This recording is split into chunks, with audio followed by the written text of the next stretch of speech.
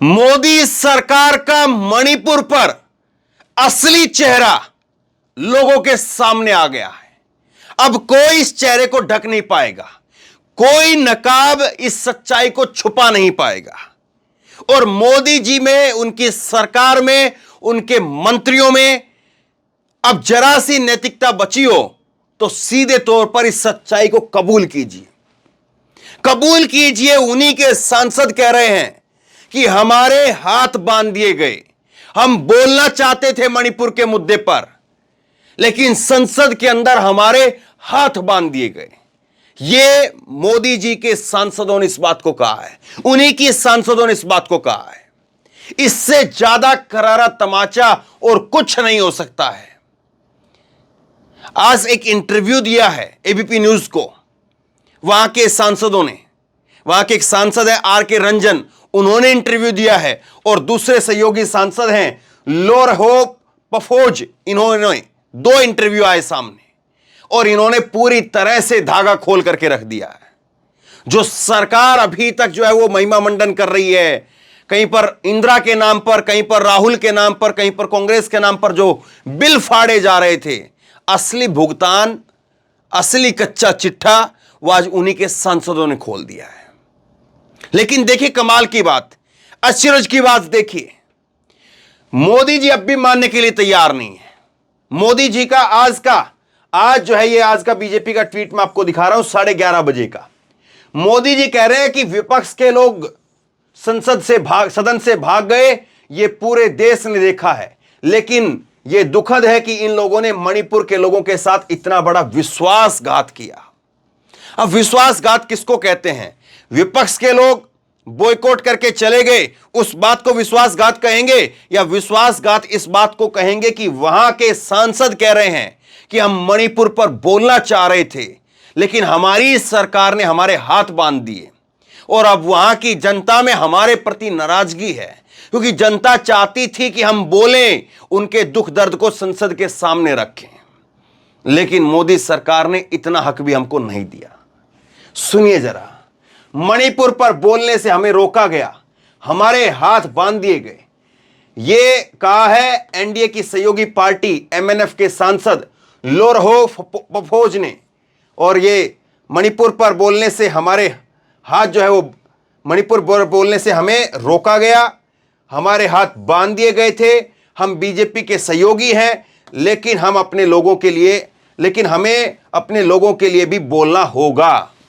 मतलब कि ये साफ तौर पर कह रहे हैं कि सहयोगी है तो इसका मतलब ये नहीं है कि हम फेविस्टिक की लिपस्टिक लगा लें और फेविस्टिक की लिपस्टिक लगा करके चुपचाप होकर के बैठ जाए।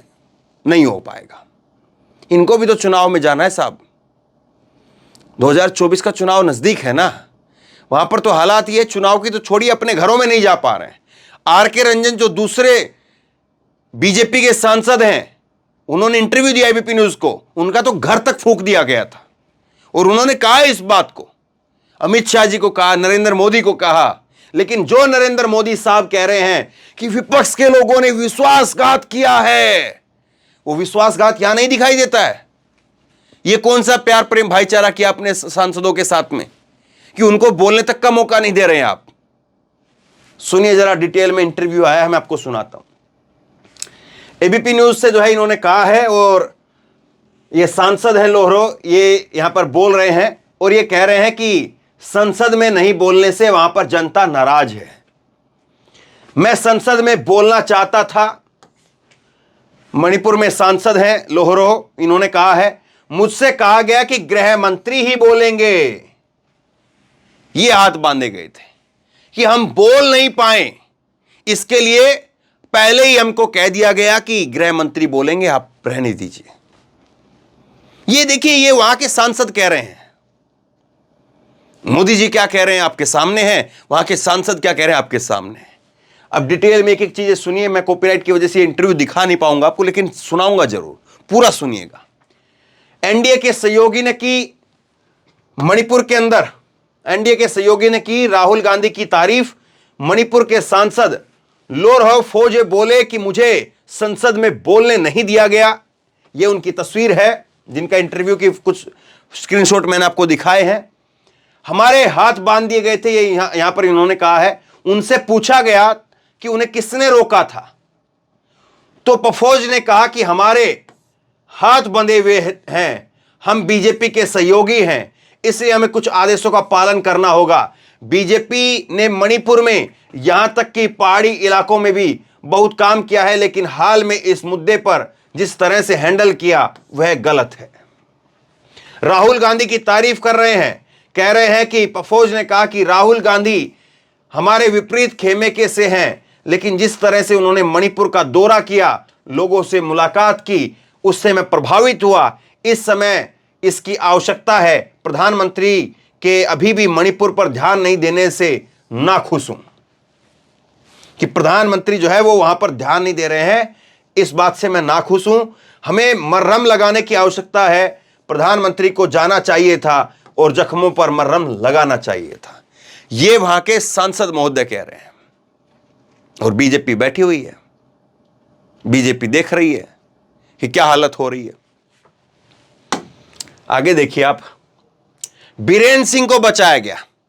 वहां के जो मुख्यमंत्री हैं, भाजपा के मुख्यमंत्री, जो अपना इस्तीफा फाड़ करके, इस्तीफा लेकर के फिर इस्तीफा फोटो जोड़ करके फिर इस्तीफा फोटो खिंचवा रहे थे, वो इस्तीफा इस्तीफा इस्तीफा इस्तीफा खेल रहे थे। जो सीधे तौर पर उनके सांसद कह रहे हैं कि वहां पर बीरेन सिंह को जो है वो बचाया गया है।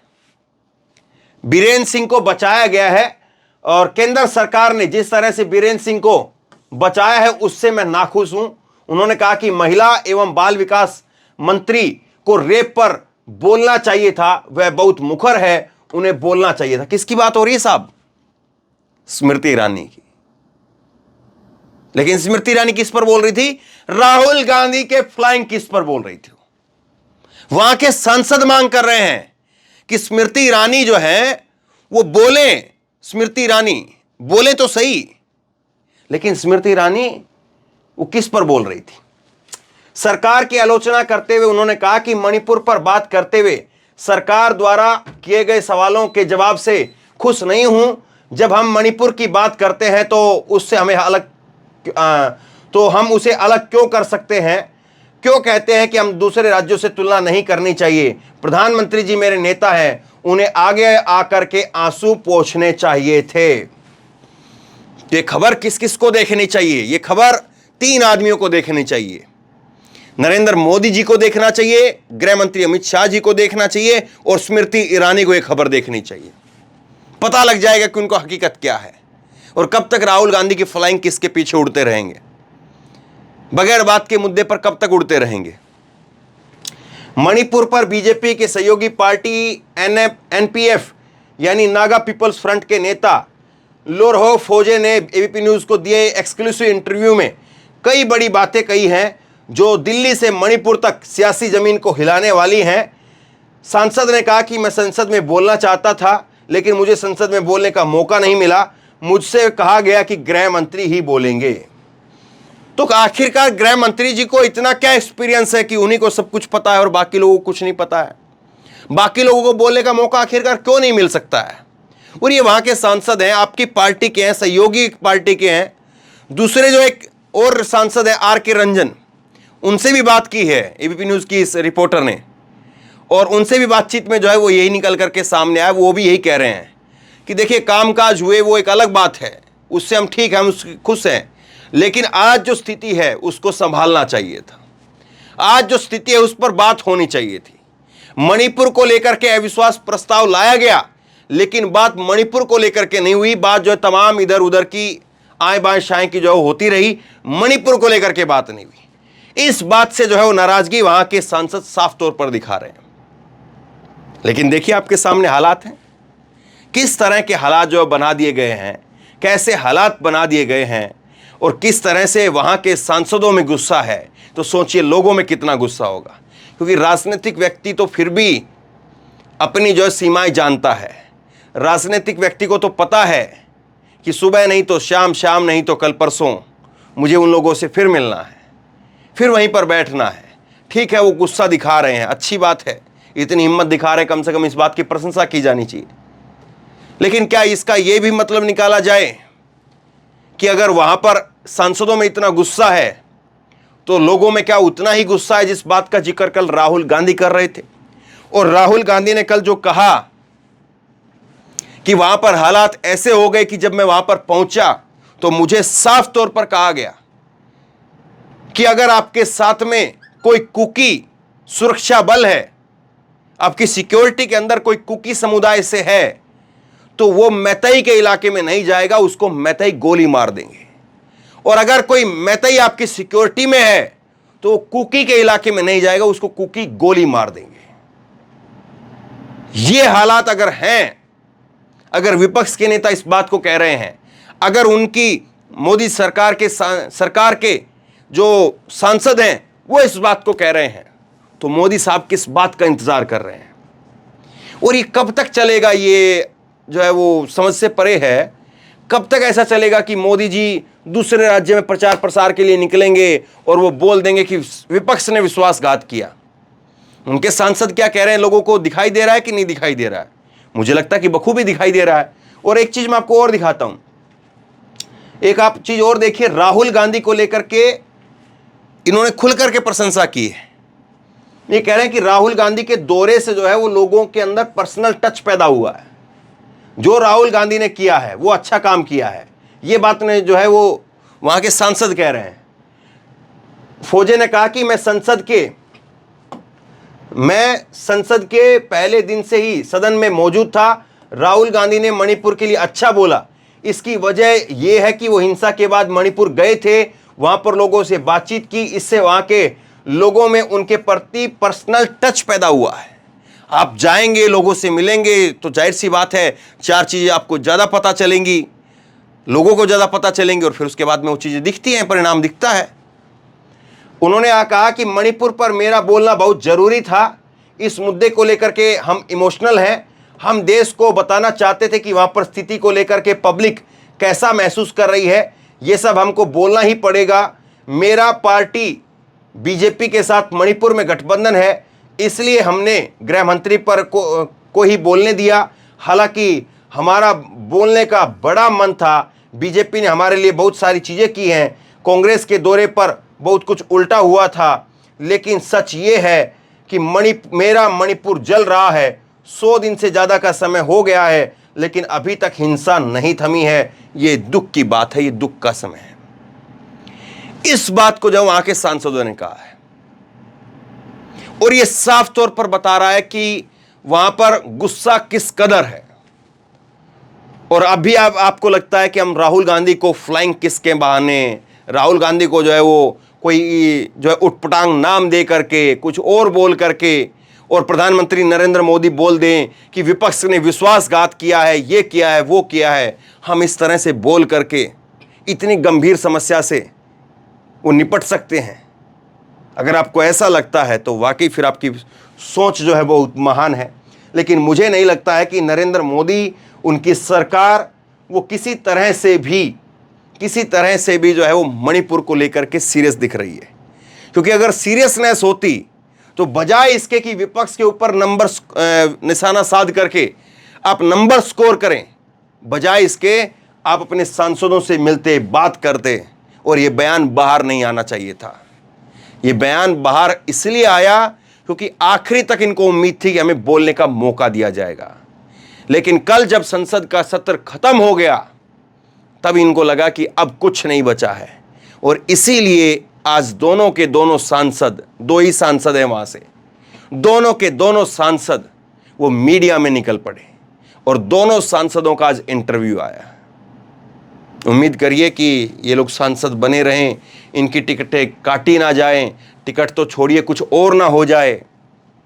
लेकिन दुख की बात तो है ना, और इस पर भी अगर कोई नहीं बोलता है तो फिर वो आपके सामने है। आप उसको देखिए, जज करिए, सोचिए कि कौन यहाँ पर कितना सही बोल रहा है और कौन यहाँ पर कितनी राजनीति कर रहा है। क्या प्रधानमंत्री का ये कहना कि विपक्ष लोगों के साथ विश्वासघात कर रहा है, ये सही है, या प्रधानमंत्री वहां पर मणिपुर के लोगों के साथ विश्वासघात कर रहे हैं, ये सही है?